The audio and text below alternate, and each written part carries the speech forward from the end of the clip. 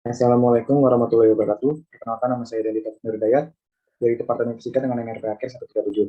Di sini kami dan teman-teman yang lain akan menjelaskan tugas dari ujian akhir praktikum elektronika yang berjudul tentang catu daya. Berikut adalah anggota kelompok pada kelompok 3 UAP kali ini. Next. Dan berikut ada 5 konten yang akan dibahas pada praktikum pada latar belakang dan tujuan praktikum. Dalam kehidupan sehari-hari, ada banyak macam alat elektronika yang dapat membantu kehidupan manusia. Namun, dari sekian banyak alat-alat elektronik yang ada, mayoritas penggunanya tidak memahami secara pasti bagaimana cara kerja dan fungsi dari alat-alat tersebut. Catu daya atau power supply merupakan suatu rangkaian elektronik yang mengubah arus listrik bolak-balik menjadi arus listrik searah. Perangkat elektronika dicatu oleh suplai arus searah DC atau direct current yang stabil agar dapat stabil dengan baik. Baterai adalah sumber catu daya DC yang paling baik. Namun, untuk aplikasi yang membutuhkan catu daya lebih besar, sumber dari baterai tidak akan cukup. Sumber catu daya yang besar adalah sumber arus bolak-balik AC atau alternating current dari pembangkit listrik milik PLN. Untuk itu, diperlukan suatu perangkat catu daya yang dapat mengubah arus bolak-balik menjadi arus searah. Pada penerima radio misalnya, isyarat DC diubah menjadi isyarat AC frekuensi tinggi. Dan untuk tujuan dari praktikum kali ini yaitu agar praktikan mampu memahami prinsip kerja berbagai macam catu daya. Kemudian dasar teori yang akan digunakan dalam praktikum catu daya ini yang pertama yaitu tentang arus, di mana definisi arus ini sendiri merupakan banyaknya muatan tiap satuan waktu atau secara matematis dapat ditulis I sama dengan dG per dt. Arus ini ada dua jenis yaitu AC atau alternating current atau arus bolak-balik dan DC atau direct current atau arus yang searah. Kemudian dasar teori selanjutnya yaitu beda potensial. Pengertian beda potensial ini sendiri merupakan perbedaan dari analogi potensial. Selanjutnya yaitu resistansi. Resistansi ini dapat didefinisikan sebagai sifat suatu bahan dalam menghambat arus listrik. Salah satu contoh bahan itu adalah resistor. Selanjutnya, kapasitor itu merupakan suatu piranti dinamika yang berbasis pada variasi kuat medan listrik yang dibangkitkan oleh sumber tenaga. Selanjutnya, semikonduktor. Semikonduktor itu merupakan bahan dengan konduktivitas listrik yang berada di antara isolator dan konduktor. Jadi dia terkadang bisa menjadi isolator, terkadang juga bisa menjadi konduktor. Semikonduktor merupakan elemen dasar dari komponen elektronika seperti dioda, transistor, dan IC atau integrated circuit. Untuk diodanya yaitu adalah salah satu komponen elektronika aktif yang terbuat dari bahan semikonduktor, di mana pada umumnya dioda mempunyai dua elektroda atau kaki dioda, yakni anoda positif dan katoda, yaitu dia berwarna negatif. Selanjutnya IC regulator atau yang sering disebut sebagai regulator tegangan atau voltage regulator, yaitu dia merupakan suatu komponen elektronik yang dia fungsinya adalah menstabilkan tegangan yang melewati IC tersebut. Di sini itu yang pertama adalah alat dan bahan. Alat dan bahan yang diperlukan pada praktikum catu daya ini yang pertama yakni selanjutnya skema alat. Adapun skema alat yang digunakan pada praktikum catu daya ditunjukkan pada gambar berikut. Nah, kemudian skema rangkaian. Dalam skema rangkaian praktikum catu daya ini ditunjukkan pada gambar 3.2. Flowchart pada hati dan didokumentasikan dalam bentuk flowchart seperti pada gambar. Next.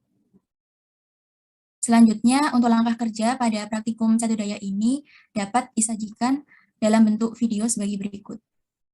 Dari kelompok 3 kelas B melakukan percobaan secara offline. Nah, ini merupakan video ketika melakukan penyolderan yang mana bertujuan untuk menyambungkan antar satu komponen dengan komponen yang lain dengan menggunakan timah panas, yang mana dilakukan secara langsung di atas PCB. Tak lupa juga kami menyesuaikan dengan skema rangkaian yang telah dibuat di Proteus sebelumnya.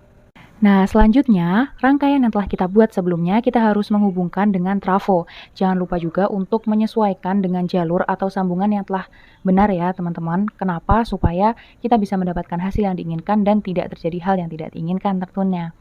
Setelah itu, kita bisa langsung menghubungkan rangkaian ke osiloskop yang mana kita menggunakan bantuan dari kabel probe. Nah, setelah itu kita bisa menghubungkan rangkaian yang telah kita buat dengan sumber tegangan, yang mana kita menggunakan sumber tegangan DC yang berasal dari arus PLN. Nah, kita mendapatkan fakta bahwasanya grafiknya itu berupa garis lurus. Hal ini benar sekali. Mengapa? Karena seperti dasar teori yang telah kita temukan bahwasanya ketika arus DC itu grafiknya berupa garis lurus, teman-teman. Seperti itu. Nah, tapi tak berhenti di situ saja. Kita juga harus mengukur besarnya tegangan dari rangkaian yang telah kita buat. Nah, dengan menggunakan apa? Tentunya dengan menggunakan multimeter. Kita atur sedemikian rupa sehingga kita mendapatkan besar tegangan adalah sebesar 23,2 volt. Hal yang sama juga kita harus lakukan ketika kita mengaliri rangkaian tersebut dengan arus AC. Nah, tapi yang membedakan adalah hasilnya nih. Untuk arus AC ini didapatkan bahwa grafiknya itu berupa gelombang sinusoida. Hal ini tentunya sesuai nih dengan dasar teori yang ada. Nah, ini ketika mengatur frekuensi supaya gelombang pada grafik itu terlihat dengan jelas. Tak lupa juga nih, kita harus mengukur besar tegangan dari rangkaian yang telah kita buat. Lalu didapatkan besarnya adalah 12,8 volt. Berikut merupakan analisa data. Setelah dilaksanakan percobaan pada praktikum Jatudaya, maka didapatkan data berupa grafik pada gambar. Adapun grafik pada praktikum ini didapatkan dua grafik, yaitu grafik pada arus AC, grafik pada arus DC, dan pengukuran pada multimeter.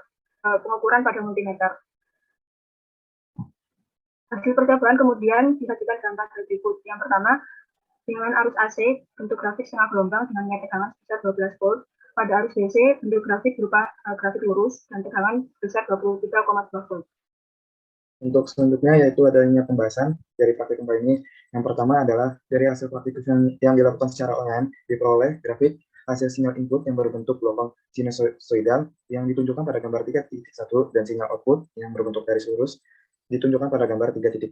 Yang kedua, ada gejala fisis yang dimana selanjutnya diperoleh nilai tegangan dari pengubahan arus AC sebesar 2 volt menjadi tegangan sebesar 23,2 volt. Tegangan output yang didapatkan lebih tinggi akibat naiknya tegangan itu karena adanya kapasitor pada rangkaian, tetapi akan turun ke sekitar 12 volt ketika rangkaian diberi beban. Kemudian ada pun faktor error yang terjadi pada praktikum kali ini, di mana kurangnya ketelitian praktikan saat melakukan praktikum.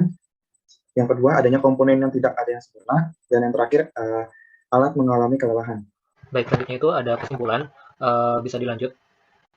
Jadi setelah dilakukannya percobaan Jatudaya ini didapatkan beberapa kesimpulan, yaitu sebagai berikut. Jadi yang pertama itu, arus AC dapat diubah menjadi arus DC dengan menggunakan rangkaian Jatudaya, yakni dengan menghasilkan tegangan PLN sebesar 220 volt menggunakan trafo CT yang akan diubah menjadi 12 volt gelombang AC yang akan diserahkan menggunakan diode bridge, kemudian akan menghasilkan arus DC dengan gelombang penuh siklus positif dan akan difilter menggunakan filter pasif komponen dari kapasitor dan juga resistor, dan akan menghasilkan arus DC yang terbaca pada osiloskop yang akan berbentuk gelombang sinusoidal. Namun setelah akan melewati diode, gelombang ini akan berbentuk grafik setengah gelombang atau half wave, sedangkan untuk arus DC pada grafik osiloskop akan berbentuk garis lurus. Kemudian kesimpulan yang kedua yaitu melalui hasil percobaan didapatkan nilai dari pengubahan arus AC sebesar 12 volt menjadi tegangan DC sebesar 23,2 volt. Berikut adalah daftar pustaka yang kita gunakan pada praktikum kali ini. Next, sekian dari kelompok kami. Mohon maaf. Wassalamualaikum warahmatullahi wabarakatuh.